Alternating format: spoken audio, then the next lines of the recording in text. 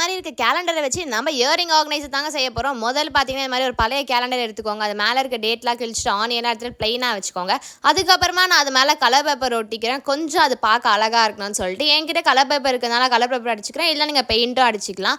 நான் முதல்ல எல்லா கார்னர்லேயும் வந்து கம் போட்டுட்டு அதுக்கப்புறமா அந்த கலர் பேப்பரை ஈவனாக ஓட்டிட்டேன். உங்களுக்கு கலர் பேப்பர் இருந்தால் கலர் பேப்பர் இல்லைனா பெயிண்ட் அடிக்கிறதா இருந்தாலும் அடிச்சுக்கலாம். கலர் பேப்பர் என்னோட சஜஷன் படி கொஞ்சம் நல்லா இருக்கும்னு சொல்லிட்டு நான் கலர் பேப்பர் ஃபுல்லாக ஓட்டிட்டேன். அதுக்கப்புறம் எனக்கு தேவையான பொருள் இந்த மாதிரி ஹேர் பேண்ட் இந்த மாதிரி பேண்ட் இல்லைனாலும் பரவாயில்ல. நார்மலாக பார்சல் ரப்பர் பேண்ட் தான் அதுவே போட்டுக்கலாம். பட் என்கிட்ட அது இல்லை, அதனால் இந்த மாதிரி பேண்ட் போட்டுக்கிறேன். இந்த மாதிரி பேண்ட் ஒரு 2 ரூபீஸ்லேயே இருக்காது தெரியும். அந்த மாதிரி பேண்ட்ஸை வந்து நீங்கள் உங்களுக்கு தேவையான அளவுக்கு நீங்கள் போட்டுக்கலாம். எனக்கு ஒரு 4 லைன் இருந்தால் போதும். ஸோ தட் நான் 4 லைனுக்கு மட்டும் இந்த மாதிரி பேண்ட் போட்டுக்கிறேன். உங்களுக்கு தேவையான லைனை நீங்களும் போட்டுக்கலாம்.